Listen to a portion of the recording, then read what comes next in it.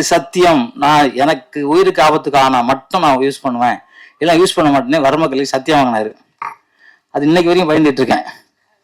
சொல்லித்தரதுக்கும் பயம், செய்யறதுக்கும் பயம். அந்த சத்தியம் தான் எனக்கு ஞாபகம் வந்துச்சு இந்த பிராமிஸுங்கும் போது. ஆனால் சத்தியம்னா பேர சொன்ன மாதிரி சத்தியத்துக்கு ஒரு பலம் பிராமிஸ்க்கு கிடையாது, அம்மாவுக்கு ஒரு பலம் மம்மிக்கு கிடையாது.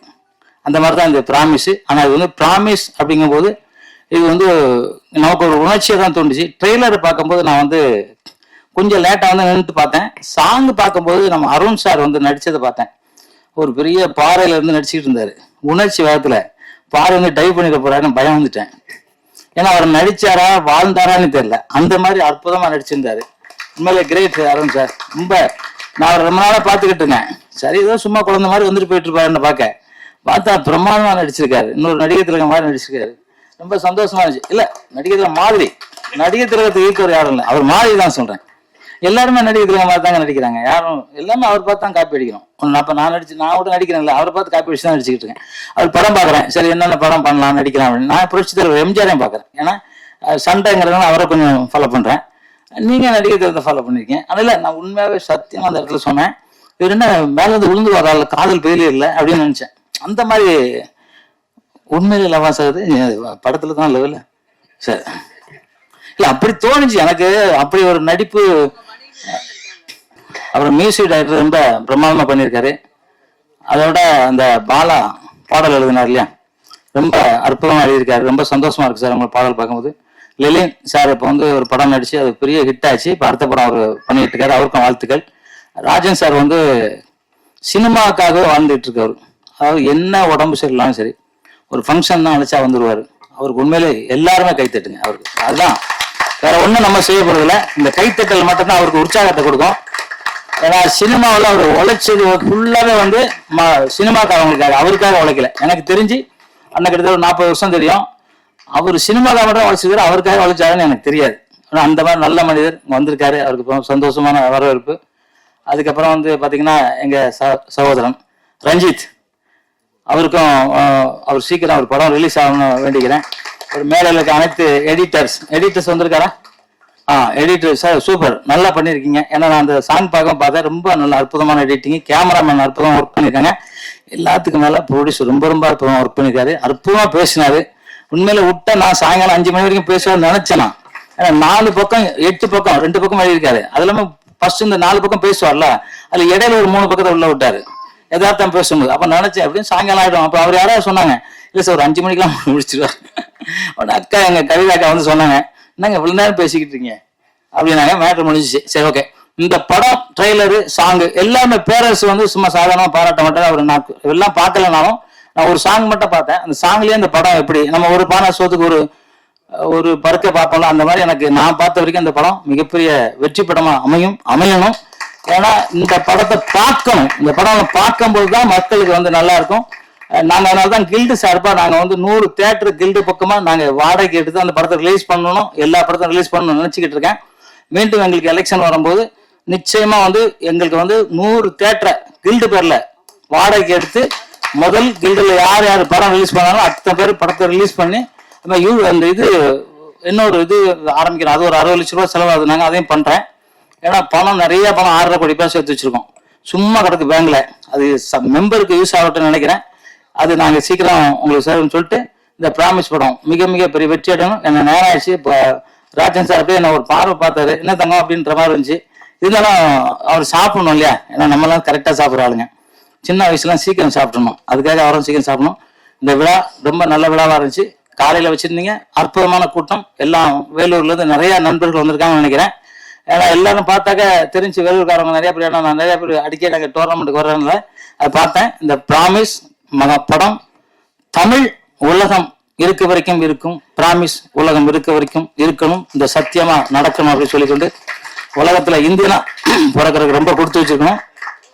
இந்தியன் தான் புண்ணிய பூமி. அதுலயும் தமிழனா பிறக்கிறதுக்கு எவ்வளவு புண்ணியம் பண்ணுனா தமிழனா பிறக்க முடியுங்கிறதுக்கு உதாரணம் சித்தர்களும் புனிதர்களும் நிறைய தெய்வங்களும் நிறைந்த நாடு இந்த தமிழ்நாடு. அந்த தமிழ் வாழ்க, தமிழ் வெல்க, வென்றே தீர்வு. நன்றி, வணக்கம், ஜெய்ஹிந்த். வாழ்த்து வந்திருக்கிற தயாரிப்பாளர், இயக்குனர், நடிகர் மீது மிகுந்த அக்கறை கொண்ட, தமிழ் திரைப்படத்தின் மீது ஆர்வமும் அக்கறையும் கொண்ட பெரியோர்களே, மேடையில் இருக்கிற என் அருமை தம்பி ஜாக்குவார் தங்கம், தயாரிப்பாளர், ஒரு நல்ல தமிழர். தமிழன் பண்பாடே நன்றி சொல்வது. ஒருத்தரை கூட விடல, எல்லாரையும் கோட் பண்ணி அற்புதமா நன்றி சொன்னார். அது தமிழனின் உயிர் பண்பாடு. அதாவது அரசியல்ல சொல்லுவாங்க, சொல்லதெல்லாம் செய்துட்டோம், சொல்லாதையும் செய்துட்டோம், ஓட்டு போட்டவங்களுக்கு செஞ்சிட்டோம், ஓட்டு போடாதவங்களுக்கு செஞ்சிட்டோம். இவரு ஒத்துழைச்சவங்களும் செஞ்சிட்டார், நன்றி சொல்லிட்டாரு, ஒத்துழைக்காதவங்களும் நன்றி சொல்லிட்டார். ஒரு அற்புதமான ப்ரொடியூசர், ஒரு நல்ல டைரக்டர் அண்ட் ஹீரோ. தம்பி அருண்குமார் சேகரன், எடிட்டர், மியூசிக், பாட்டு எழுதியவர், எல்லாருமே நல்லா பண்ணியிருக்காங்க. ஒரு மன திருப்தி என்னன்னா, ஒரு நல்ல படத்துடைய ட்ரெய்லர் பார்த்தோம், ஒரு 4 சாங், அற்புதமான சாங் பார்த்தோம். அதற்காக அவங்களுக்கு நான் வாழ்த்துக்களை சொல்லி, அடுத்த நல்ல வாய்ப்பு உங்களுக்கு கிடைக்க இருக்கிறது என்பதை சொல்லி, ஒரு தமிழ் பண்பாடு குத்து விளக்கு ஏற்றி ஆரம்பிச்சாங்க. குத்து விளக்கு ஏற்றுறது என்பது நம்முடைய தமிழ் பண்பாடு. இருள் நீங்கி ஒளி வீசணும். இப்ப அது மட்டும் இல்ல, குத்து விளக்கு பண்பாடு. குத்து விளக்கு ஏத்தனா என்னென்ன வேணும்? என்ன வேணும்? எண்ணெய், திரி, தீ. எண்ணெயை ஊற்றி திரிய வச்சு தீயை ஏத்துறோம். அது ஒரு 10 முறை சொல்லி பாருங்க. எண்ணெய், திரி, தீ, எண்ணெய், திரித்தி, எண்ணெய் திருத்தி. கடவுளே, நான் இருளில் இருக்கிறேன், உனக்கு ஒளியேற்றுகிறேன், நீ என்னை திருத்தி என்னையும் வாழவை, மக்களையும் வாழவை என்பதுதான் அது. மனிதனுக்குள்ள பொறாமை, பொச்சரிப்பு, பொல்லாங்கு, தீய வழக்கங்கள், அவன் அழிஞ்சு போகணும், இவன் கெட்டு போகணும் என்று நினைக்கிற அந்த இருள் நீங்கி என்னை திருத்தி பிறரை வாழ வைக்க நானும் வாழ இறைவா அருள் புரி என்பதுதான் அது. அதுபோல இந்த படம் ஒளி வீச, மக்கள் மனதில் இருளைக்கு ஒளி வீச குத்து விளக்கு ஏற்றப்பட்டது. ஆக அந்த அருமை பண்பாட்டை நான் வாழ்த்துகிறேன். நல்லா இருந்தது சாங், 4 சாங் நல்லா இருந்தது, எடிட்டிங் நல்லா இருந்தது, பிக்சரைஸ் நல்லா இருந்தது. எல்லாரும் சொல்லிட்டாங்க படம் வெற்றி பெறணும், வாழ்த்தணும், உண்மையா வாழ்த்தணும்னு. கவிதா என்ன கடைசியா விட்டாங்க, அதுக்கு ஒரு நல்ல காரணம்னு சொன்னாங்க, ஏத்துக்கிட்டேன். இந்த படம் வெற்றி பெறும், பெற்றால் அடுத்த படம் எடுப்பார். சினிமாவுக்கு லாபம், சினிமா தொழிலாளர்களுக்கு லாபம். பணம் வந்ததுன்னா திருப்பி எங்க ஆளுங்க என்ன பண்ணுவாங்க, அடுத்த படத்தில் தான் முதலீடு பண்ணுவாங்க. அதுபோல ப்ரொடியூசருக்கு போட்ட பணம் வந்து அடுத்து அவர் படம் எடுத்து பல 100 குடும்பங்களை வாழ வைக்கணும், தொழிலாளர் குடும்பங்கள் என்பதை வாழ்த்தி, இந்த தமிழ் சினிமாவை பழி வாங்கிறதுக்குன்னே சில காரியம் நடக்குது. ஜனநாயகன் ஒரு படம், அது ஹீரோ, பெரிய ஹீரோ, அவர் சாதாரணமா நடிச்சு ஹீரோவா இருந்திருந்தா இந்த குடும்பம் வந்திருக்காது. அவர் ஒரு அரசியல் கட்சி ஆரம்பிச்சு நான் தான் தமிழ்நாட்டின் முதல்வர் ஆறுவேன் அடம் பிடிச்சார் பாருங்க, அதுல நிறுத்தணும். யாருமே எடுத்த உடனே நான் தான் முதலமைச்சர்னு சொல்ல வரலாறே கிடையாது. கட்சி ஆரம்பிக்கலாம், தப்பு கிடையாது. எலெக்ஷன் நின்று மக்கள் கிட்ட சொல்லி, மக்கள் பெருவாரியா வாக்கு போட்டு, எம்எல்ஏக்கள் அதிகமா மெஜாரிட்டி வந்து அவங்க முதலமைச்சர் தேர்ந்தெடுக்கணும். எடுத்த உடனே நான் முதலமைச்சர்னா 50-60 வருஷமா கட்சி நடத்துறாங்களே அவங்க எல்லாம் என்னவாங்க? அதுல யாருக்கோ ஒரு காழ்ப்புணர்ச்சி வந்துருச்சு. கூப்பிட்டு பார்த்தாங்க, இல்ல நான் தனிதான்ட்டாரு. தனிதானே, ஜனநாயகத்தை பாத்துக்கிறேன். அது இந்திய ஜனநாயகம். அதாவதுங்க, ஒரு படம் முழுசா எடுத்து யாரு ஹீரோ, எந்த கட்சியெல்லாம் நான் பேச வரல. தமிழ் சினிமா நிலை என்ன? ஒரு படம் எடுத்து முடிச்சாச்சு, அது 400 கோடி 500 கோடியா தெரியாது.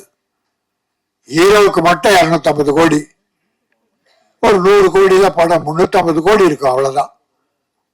ரைட். ஒரு முதலாளி, ஒரு தயாரிப்பாளர் பண்ணா. இப்ப கஷ்டம் யாருக்கு? தயாரிப்பாளருக்கு. ஹீரோக்கள் படம் வரலன்னு வருத்தப்படலாம், ஆனா பணம் வரலன்னு கஷ்டப்படுறாரா? பணம் வாங்கிட்டாரு, எப்போ கொடுத்துட்டாங்க, அதனால அவருக்கு கஷ்டம் இல்லை. ஆனா பணம் போட்ட முதலாளி, எங்க தயாரிப்பாளர் அவஸ்தப்படுறார். இதுல என்ன நியாயம்னா, நிச்சயம் நியாயமே இல்லை, பழி வாங்குதல் ஒண்டிதான். டிசம்பர் 19 படம் பார்த்துடுறாங்க, 22 சர்டிபிகேட் கொடுக்குறேன், கட்டெல்லாம் கொடுக்குறாங்க. 24 கட்டு கொடுத்தாச்சு. 24ஆம் தேதி சர்டிபிகேட் வரும்னு நம்பினா பதிலே இல்லை. சென்சார் போர்டு பதிலே சொல்ல, இவங்க மெயில் அனுப்புறாங்க, சர்டிபிகேட் அவன் இல்லை. அப்போ கோர்ட்டுக்கு போறாங்க. கோர்ட்ல போன உடனே லாக். ஒரு மாசம் மேல ஆகுது, படம் வரல. அப்போ இவ்வளவு ஒரு அரசியல் பழி வாங்குதல் என்பது, அவர் எங்க போறாரு என்ன? இப்ப பாருங்க, நாளைக்கு அவர் சொல்லட்டும், நான் இந்த கட்சியோட அலைன்ஸ் போயிடுறேன் சொல்லட்டும், நாளை அந்த சாயந்தரம் 1 ஹவர்ல வீட்டுக்கு சர்டிபிகேட் போயிடும். அப்போ 100க்கு 100 இது அரசியல் விளையாடுது. அது தவறு. சினிமா உலகை பழி வாங்காதீர்கள். அவருக்கு குரல் கொடுத்தாங்களா? யாரும் கொடுக்கல. ஏன்னா மற்றவங்களை கஷ்டம் வரும்போது அவர் யாருக்கும் குரல் கொடுக்கல, அவர் யாருக்கும் கொடுத்ததில்லை. அதனால இப்ப எல்லாரும் அவரை விட்டாங்க. அதனால அவருடைய தைரியத்தில் அவர் தான் இனி வெற்றி பெறணும், தயாரிப்பாளர் காப்பாற்றணும். ஆகவே நான் எந்த அரசானாலும், இது மத்திய அரசு தான் காரணம், மாநில அரசு மேல சொல்ற அர்த்தமே இல்லை. முதலமைச்சரே ஒரு ட்வீட் போட்டிருக்காரு, இந்த மாதிரி பழி வாங்க கூடாது என்று அவரு எதிர்ப்பு தெரிவிச்சிருக்கார். ஆகவே இந்த எந்த அரசானாலும் இந்த ஜனநாயகத்தை விரைவில் விஷயத்தை முடிச்சு, கோர்ட் மேட்டர் முடிச்சு, அந்த படம் ரிலீஸ் ஆகி ப்ரொடியூசர் காப்பாற்றப்பட வேண்டும். அதான் என் நோக்கம், வேற என் நோக்கம்ல இல்லை. அடுத்த அவர் படம் தயாரித்து ஆயிரக்கணக்கான தொழிலாளருக்கு வேலை கொடுக்கணும். அந்த நோக்கத்தோடு தான் நான் சொல்லுகிறேன், ஜனநாயகம் படம் விரைவில் வெளியாக வேண்டும். உங்கள் அரசியலுக்காக சினிமாவை பழிவாங்காதீர்கள் என்று பொதுவாக சொல்லி, இந்த ப்ராமிஸ், சத்தியம், உண்மை, மெய், சத்தியமாக சொல்லுகிறேன், இந்த படம் வெற்றி பெற வாய்ப்பு இருக்கிறது. உண்மையாக சொல்லுகிறேன், இந்த பணம் திரும்பி வர வாய்ப்பு இருக்கிறது.